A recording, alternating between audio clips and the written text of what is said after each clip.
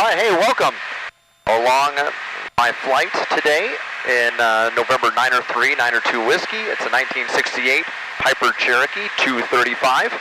And I invite you to come along with me as I document my journey upgrading the avionics in this machine. I currently have these older steam gauges and older radios, GPS. I do have the ADS-B out, but we're going to upgrade it to this.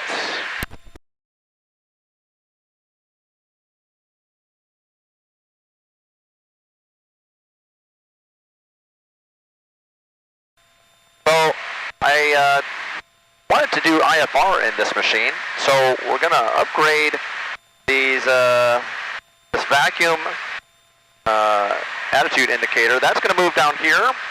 We're going to replace this electronic one. I need the vacuum-driven one for my autopilot, my old Century 2B down there. Heading indicator, and this is going to become two G5's. We're going to lose this radio and this CDI because it's out of spec, and I want to start doing some IFR flying. So we're also going to replace our audio panel with a PS Engineering 450B. I'm very excited about that. And we're going to put in a Garmin GNC355. So it's a GPS and comm unit. So this is going to come down, become comm 2, and our new Garmin GPS will go right there. If I can get it to, if we got enough space, I'd like to move this to be right under here so that I have just everything in a vertical stack well within arm's reach. And then this older GPS is going to go away. So I'll end up with nothingness here, and I'm probably fine with that for the time being. Well, that's the story. I'm excited. I've got my wiring harness and the plan all together. The gear has showed up, so it's time to dive in. Let's go. The first step of my process before I bought anything was making a Google Drive folder that served as my bin to download and read all of the installation manuals, 100%. From there, I gathered the wiring diagrams and pinouts for each device in my future stack. The PMA450B, Garmin GNC355, G5's, the GTX335, and even the older devices like the Bendix King 165 and the Century 2B. The manuals are still out there. From there, I put together a custom wiring diagram using Lucidchart. This served as my compass and checklist throughout the process of creating the harness and also gave me confidence in the plan. Stein Air's YouTube videos and website were a big help in increasing my confidence too. After feeling good about everything, it was time to purchase and start creating the harness. I'm doing this project in the middle of the winter where it's freezing cold outside and freezing cold at the hangar. In order to try to stay as comfortable as possible, I'm making the wiring harness here at the house inside where I've got a workbench. The risk involved in doing that is that when I cut the cables to length, I don't want them to be too short, and I don't want them to be too long either. So in order to mitigate against that, I took measurements of my panel at the hangar, and then I transferred them to this piece of plywood here in the garage at the house. And so I know it's in pencil, so it might be a little hard to see, but you can see this is the back side of the panel. So I've got my G5's, the airspeed attitude indicator. The avionics stack is right here. The circuit breaker panel is right here. Co-pilot headset jack, pilot's headset jack. And so this way, when I'm getting ready to cut a cable, I can just run down here to the garage, rough out the length, snip it, and be good.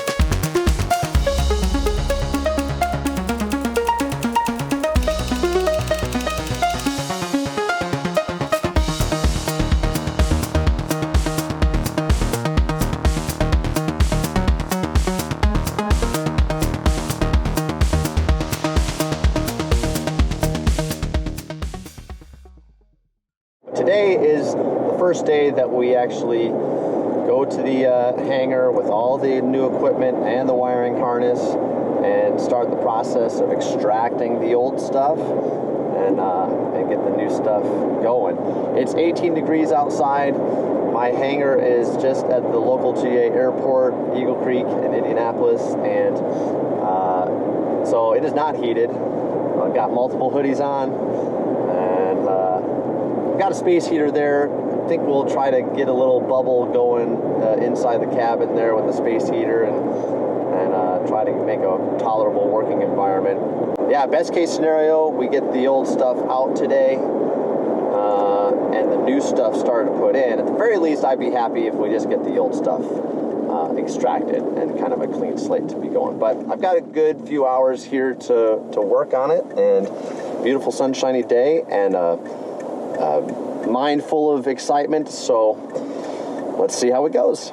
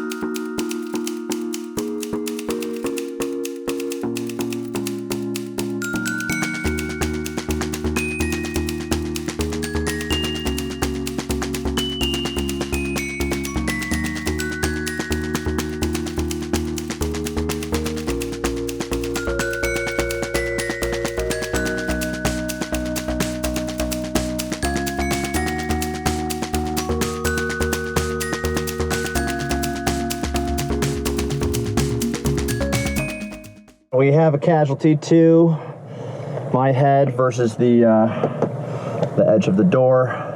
Edge of the door 1, my head 0. Nearing the end of day 1, and here we are.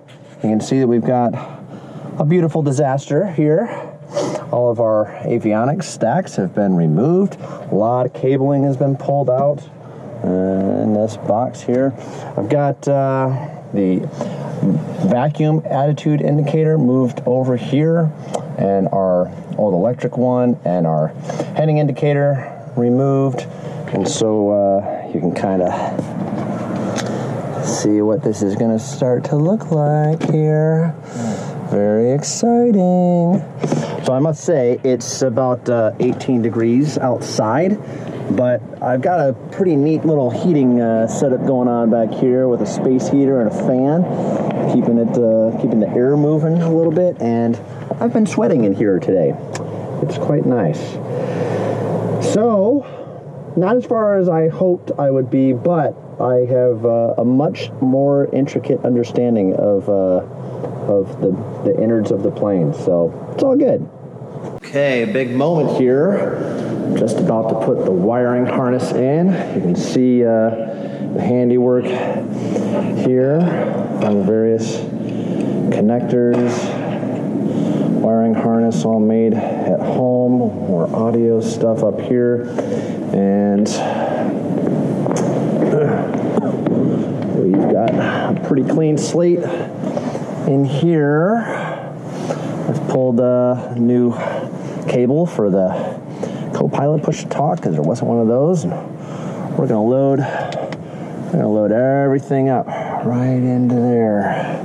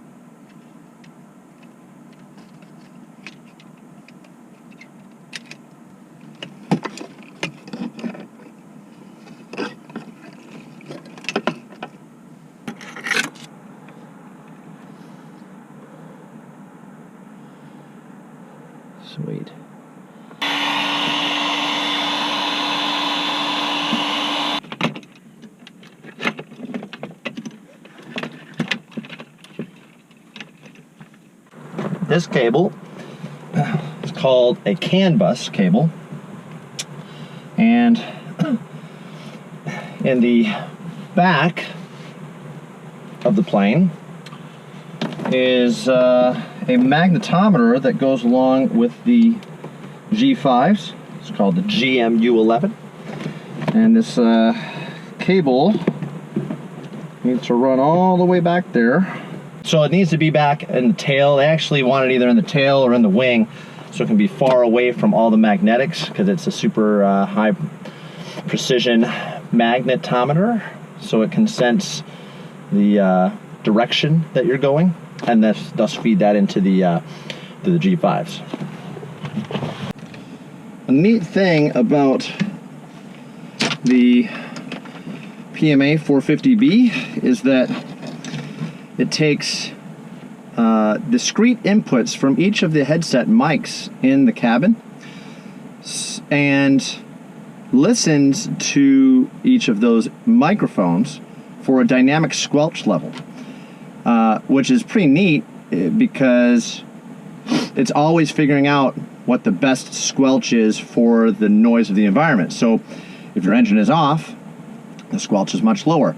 As the engine is on and louder, and say you're doing your run-up, or if you're cruising, the squelch level will dynamically adjust based on the threshold of the noise in the environment. One thing that I did, and I'm super thankful of right now, is I labeled everything. So I can tell right in this moment what cable is going to go where. Pretty much all of these long cables are going to the back.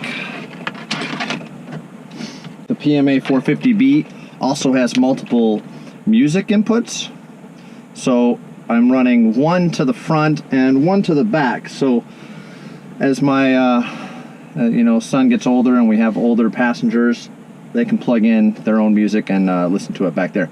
PMA450B allows you to route the different music inputs to different passengers or crew or pilots, so pretty neat.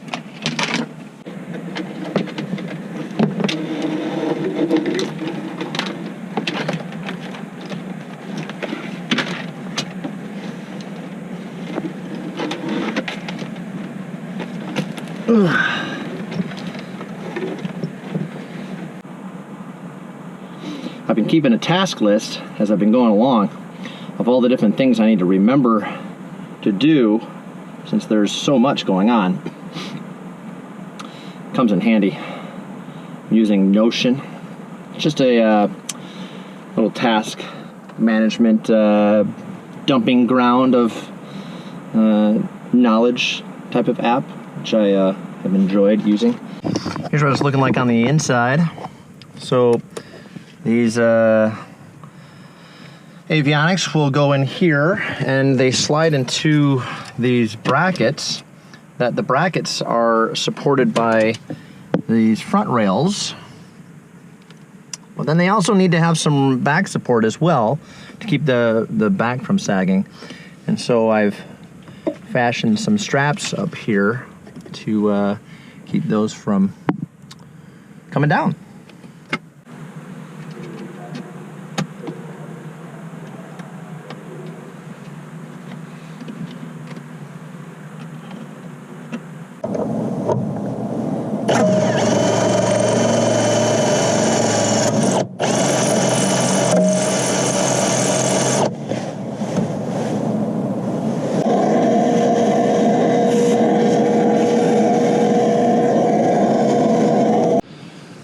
Some good progress has been made. We are nearing the home stretch. So take a look in here. We've got the panel all equipped and ready.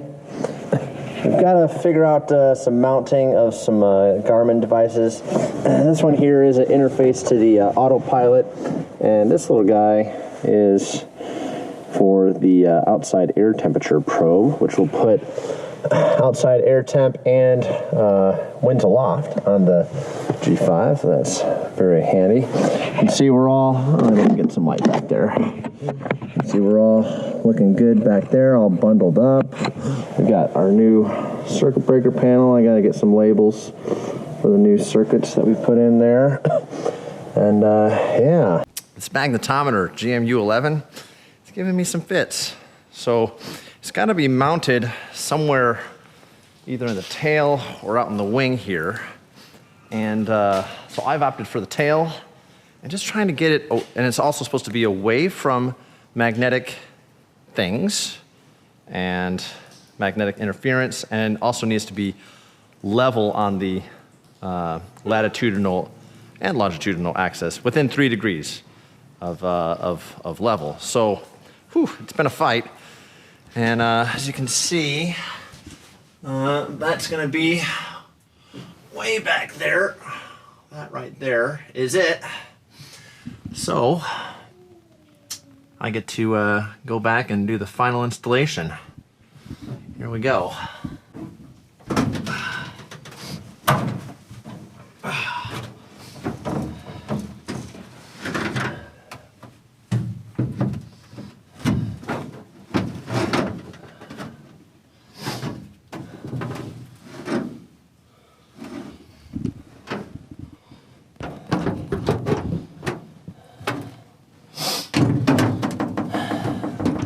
This is the tail section of your airplane.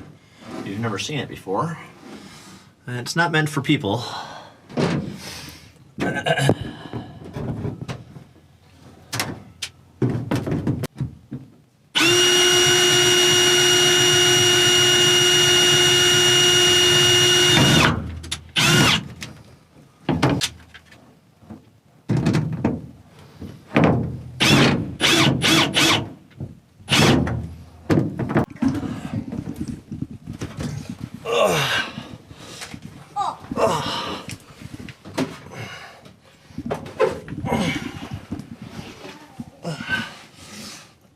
Okay. Woo. Yeah. Thanks.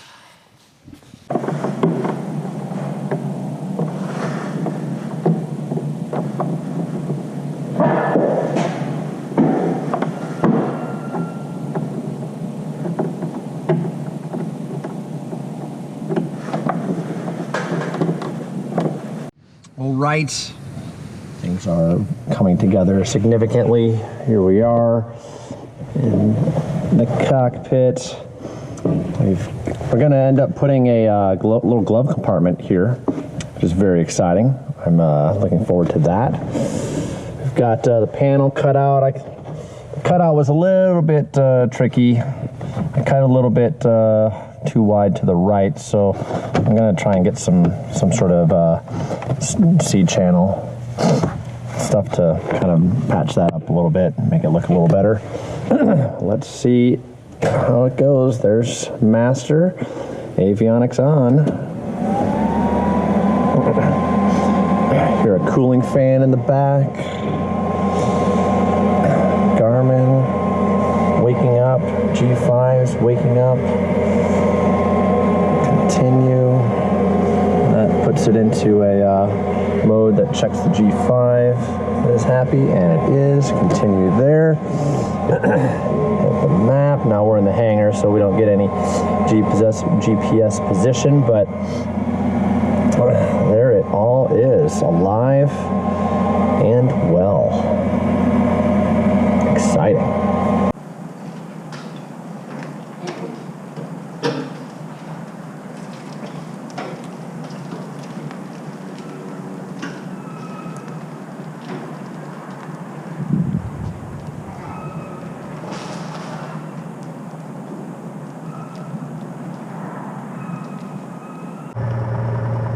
All right, good morning. We are taxiing out to runway 21 on Eagle Creek. Heading up to Lafayette Avionics at Purdue University to get the system checked out. So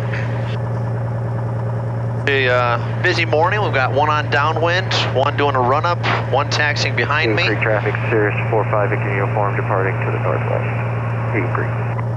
So get things going, do our run up and head on up to Purdue. All right, 2000 left. Eagle Creek 47 Victor uniform departing runway 21 with the left turn out to the north-northwest, Eagle Creek. Left good, back to both. Right good, back to both. Arb heat good. Up cycle 1, 2, 3.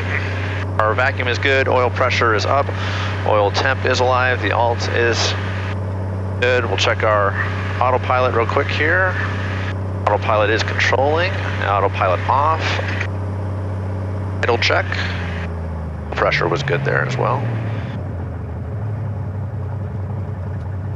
Idle check good.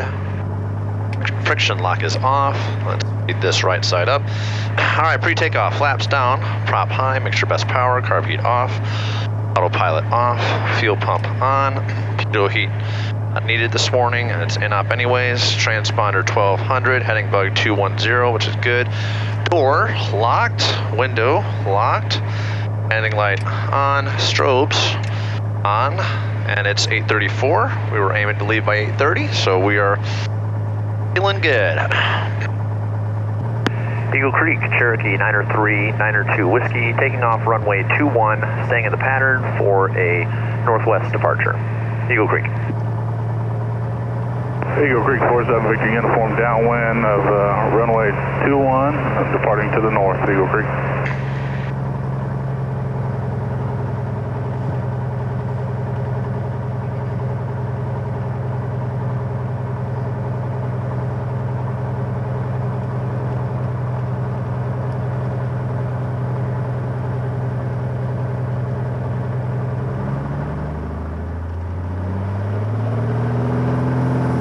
Engine full power, oil pressure good, airspeed is alive.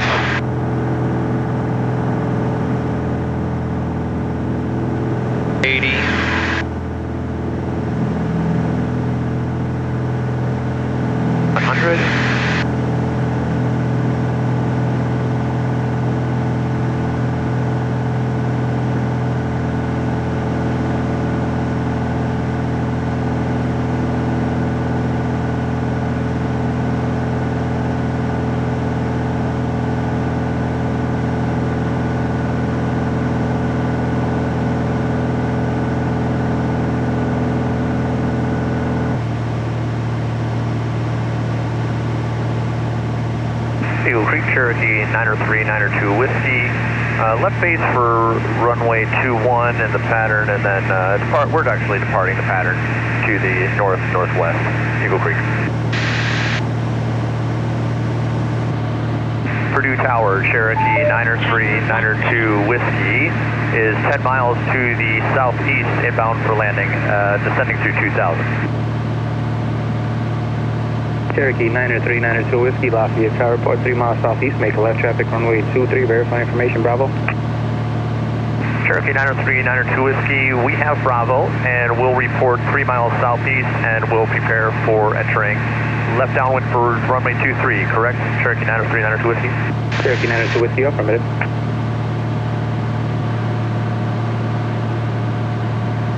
Tower, Cherokee 903, 902 Whiskey, 3 miles southeast, preparing to enter left downwind for runway 23. Cherokee 903, 290 Whiskey, number 2, follow Cessna left downwind, just past midfield. Cherokee 903, 902 Whiskey, number 2 following the Cessna for runway 23. Cherokee 902 Whiskey, your traffic you're following is now basically over the numbers, runway 23, clear to land. Cherokee 903, 902 Whiskey, clear to land, runway 23.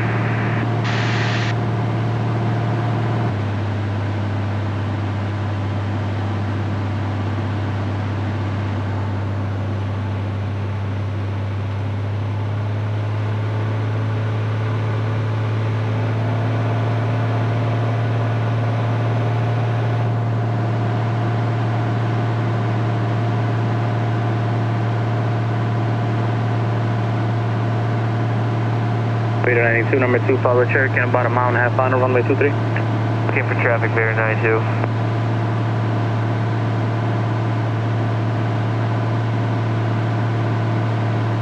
Traffic inside Bear 92. Leader 92, shuttle approach approved, runway 23, clear for the option. Approach runway 23, clear for the option, Bear 92, Bear 92 is full stop. Bear 92, Ed.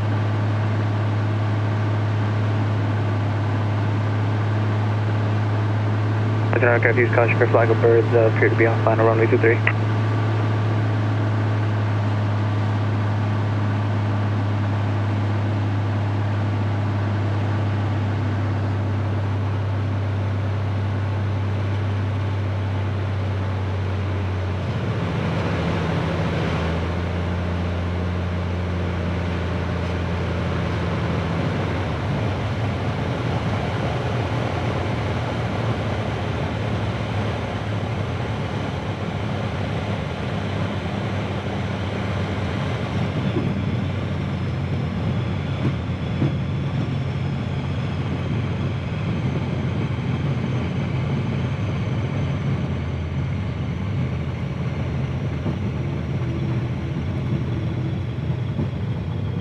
Cherokee 902 Whiskey, turn right at Bravo 4, contact ground point Niner. Have a good one.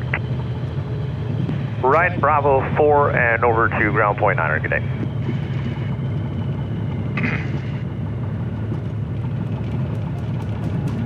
Well, we're back here in the hangar now with November 903 902 Whiskey back at Eagle Creek. And the verdict is we are all approved. The AMP has signed everything off. The Avionics shop has checked it all off for IFR capabilities. And as far as I'm concerned, the project is a big green check mark, ready to fly. Would I do this project again? Absolutely. It took about 2 months from start to finish, but it was a great learning process. I learned a ton about the intricacies of the workings of the plane, and yeah, it's just, I had a blast. A recurring theme throughout the project was a phrase that my instructor told me right as I was about to begin. He said, "I don't have the patience to do what you're about to do." And ain't that the truth? So throughout the whole process, I just kept thinking to myself, take a deep breath, you know, have patience, you're doing the right thing, just go slow, methodical, and do it right. Loved every bit of it, and would encourage you, if you're, you know, gearing up for a project like this, just do your research, do your homework, read through all the documentation. It's good to know the intricate parts of your operation and your equipment. Well, that's going to do it for this video. I really enjoyed making it for you, and if you enjoyed watching it, I would appreciate you hitting the like button. I hope you have a great rest of your day and safe flying, and we'll see you out there soon.